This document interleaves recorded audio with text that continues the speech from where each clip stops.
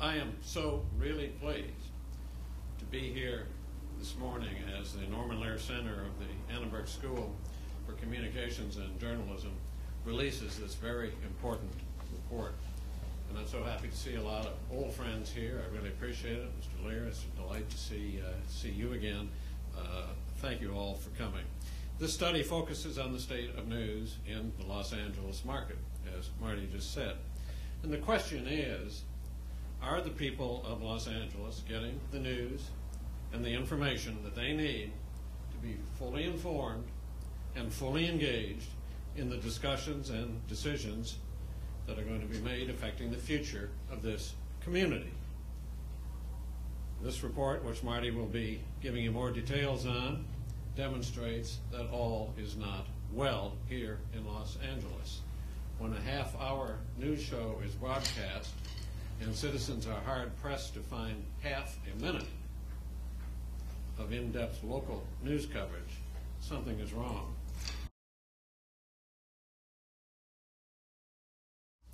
Journalism, broadcast journalism, and newspaper journalism is in trouble. I think we all know that. Beat reporters no longer pounding the pavement. Investigative journalism becoming pretty much of an endangered species. Pink slips in the newsroom as common as paid checks. Infotainment, glitzy infotainment, replacing too often real, substantive, and hard news. Watchdog journalism. Did you know that 27 states in this country of ours, over half of our states, do not have a single reporter accredited to Capitol Hill to watch your representatives and mine in Washington? How do you have watchdog journalism? How do you hold the powerful accountable when nobody is there watching?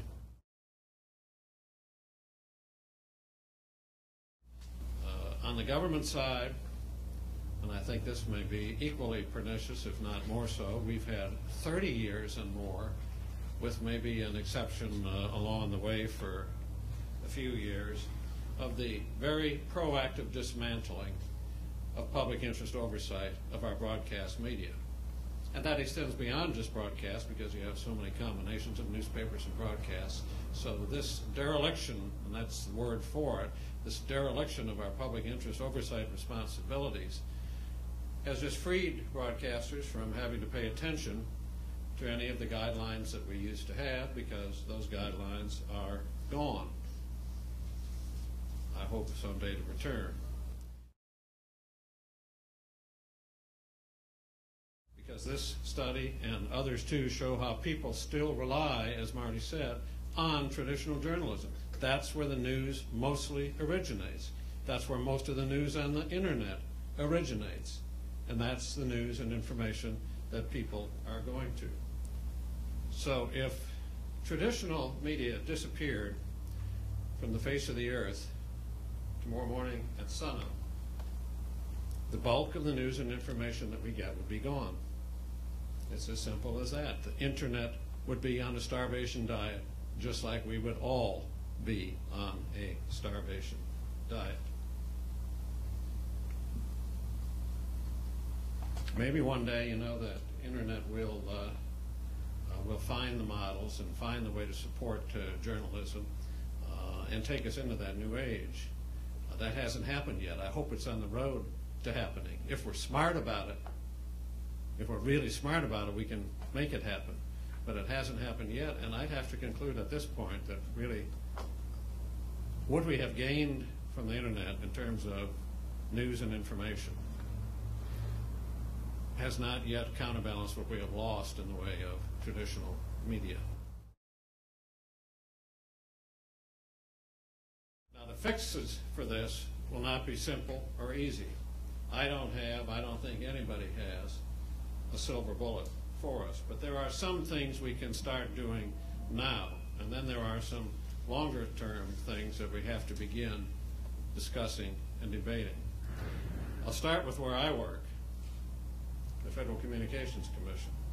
I'd like to see and I hope soon, a return to doing the job that we were supposed to be doing all those years, which is holding broadcasters to the deal they made when they got their licenses. Their green light to use the people's airwaves, always underline that. Nobody owns a piece of the airwaves in this country. No company owns a piece of the airwaves. They belong to the American people. And what we have neglected to do is to hold people responsible who have those licenses for their stewardship. If I went around this room right now and I said, what's the most important issue to you? Somebody might say, well, it's wars we're fighting. We need to do something about that. Somebody might say, no, it's health insurance. We've got 47 million people not covered by health insurance. Or it's lagging education, or it's the destruction of the climate and the environment, or it's our energy dependence, or it's opening the doors of opportunity for minorities and women. And those are all important issues. And I would just say, if one of those is the issue that you're dedicating your public life to, better make this future of the media your second most important issue, because that first issue depends upon how it's depicted in the media and how it goes through that funnel and filter of big traditional media and how it will go through the new funnel and filter of the new media and internet media. So if you think that that war issue or insurance issue or education issue or energy issue or environmental issue might fare a little better if we had a little more discussion, a little more depth, a little more diversity to it, then get involved in this.